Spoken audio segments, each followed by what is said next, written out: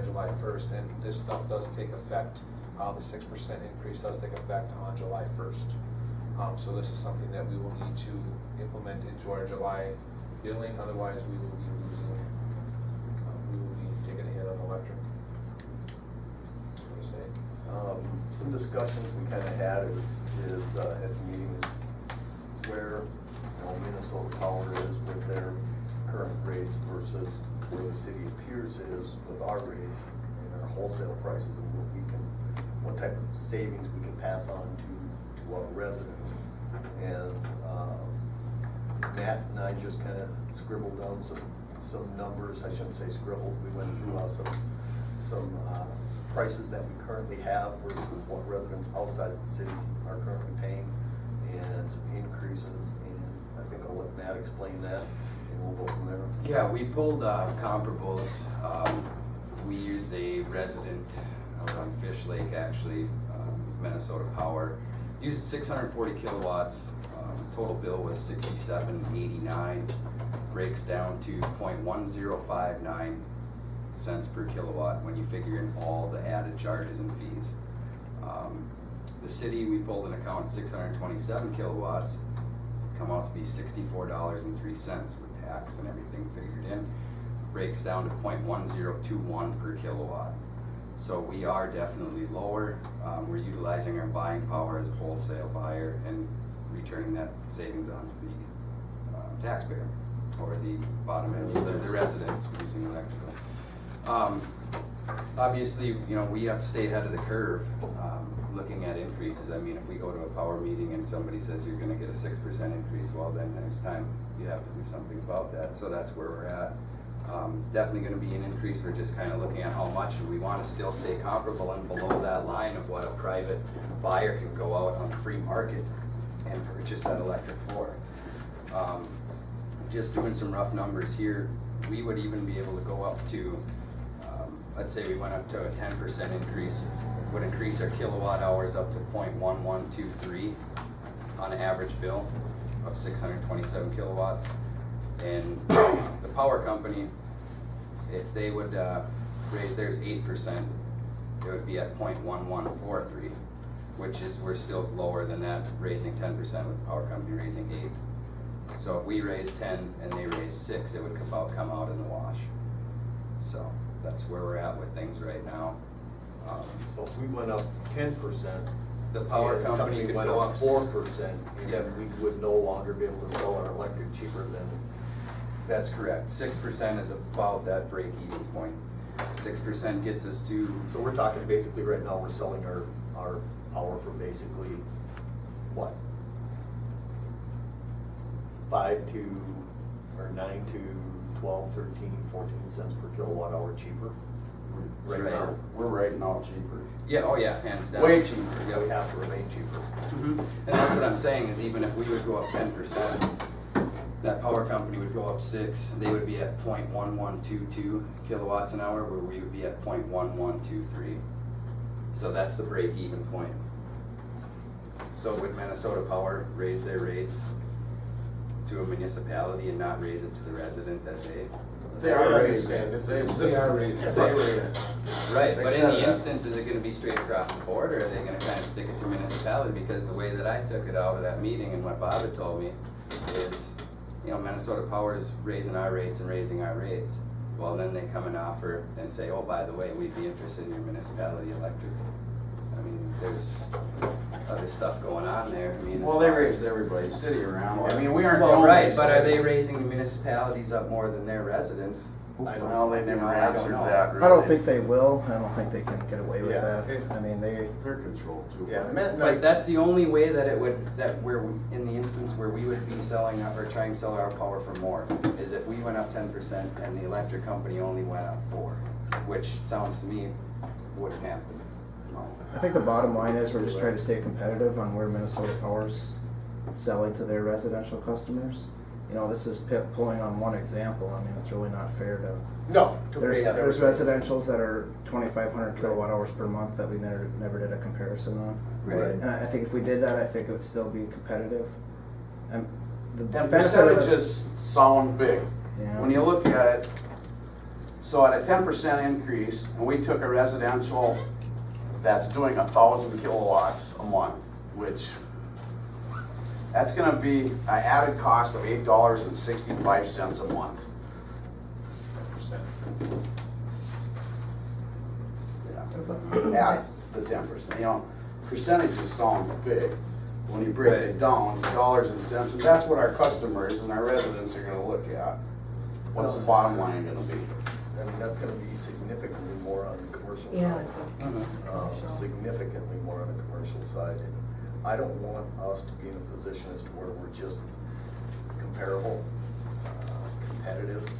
I mean, if we can't use our wholesale buying power to give residents significantly cheaper rate than what they can buy it outside the city limits for, then I agree. we need to reevaluate what we're doing. Because But in the same instance, right now at the threshold we're at, the last couple, you know, Matt and I even figured out, we had like in the last, what, 4 years, 7% increase. And Oh, yeah. we didn't pass I all that understand that. along. We No. still have to do the maintenance on our lines and, I agree with everything you're saying, Mike. we can't go behind the 8 ball. No, and But I agree with you, if we get out of line, Yeah. well, then we gotta look at something. Yeah, exactly. Toby, wasn't there somebody in Brainerd that Anna contacted that gave him the information and they made the recommendation?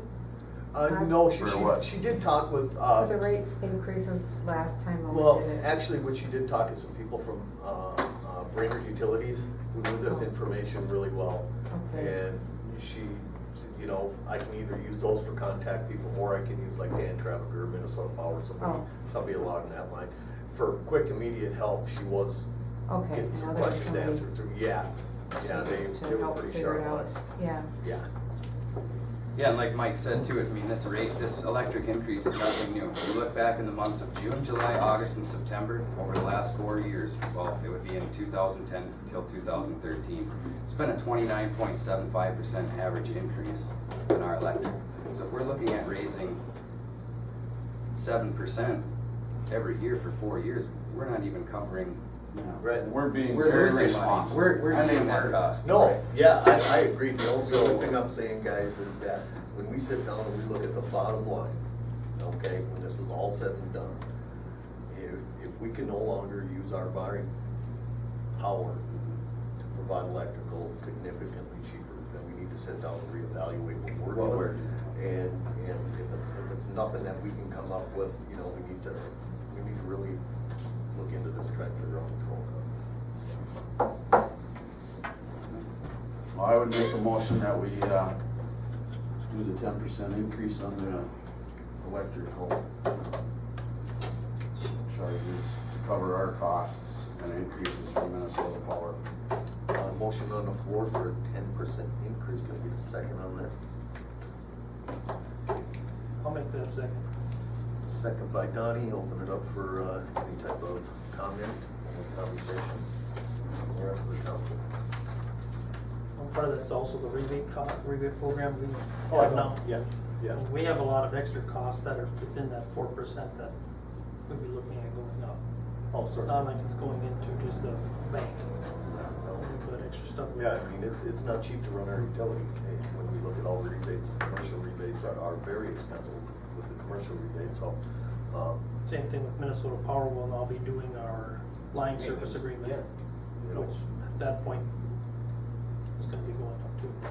yeah, so, I guess, I mean, from my standpoint, just looking back over the last 4 years, it's been 7.43% increase year after year if you average it out over 4. So, I mean, raising it 8%, you're just basically covering the curve. You know, I'm kind of with Mike here too. I mean, 10%, you're staying ahead of that to some degree. Because it's gonna be trickling down to everybody. Even if you were in a private sector or, you know, private purchaser, you're still gonna get those increases. Oh, 7, sure. 8% Everybody's yearly. gonna get, Right. Well, it all comes down to the cost right now. Why the power companies are getting socked is because of the federal government and they're forced to do the renewable energies. And renewable energies are not perfected all out that yet well. And it costs money to do that. So they're passing it on to their customers too. Everybody's getting it. It's a vicious cycle wheel. Well, one thing That's though where too is, the game- you know, as a municipality selling electric, even if you do stay competitive and you're selling that electric at the exact same rate as the electric company, there's still benefits to that. Oh, absolutely. You're still having money come into the city. That money is being utilized probably potentially for different projects. You know, you're obviously maintaining your own system. The money is staying in the Yeah, community. and It's Bob not going made a out. very clear point, or a very good point earlier that, yeah, I mean, Minnesota Power, that money goes to Minnesota Power, but, you know, the money stays in the city here. Profits.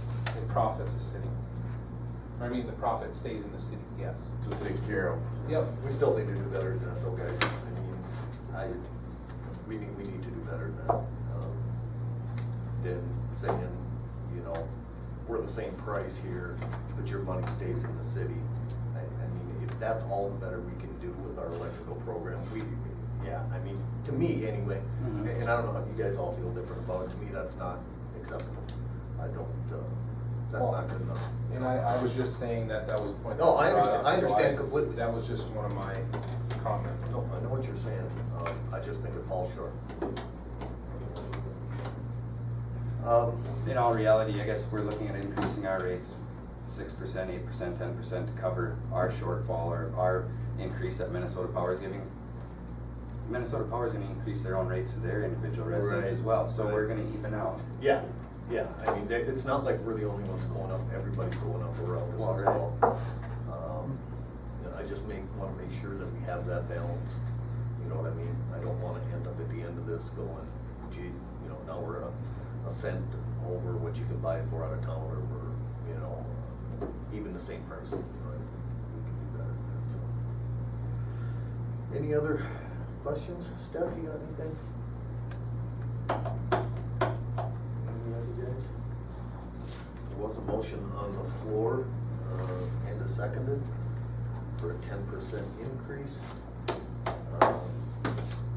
All those in favor, please signify by stating aye. Aye. Unfortunately, aye. Opposed? Carried unanimously.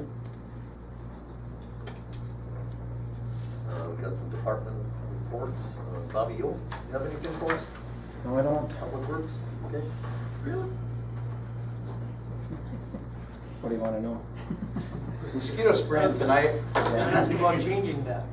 What's that? I was gonna ask about changing the night. Oh, that's up for discussion, I guess. One of the reasons I Spray? did. Do we have to move that up a couple times a week, Bob? I can check on that as far as rates, if that's an issue, of doing it more than once a week.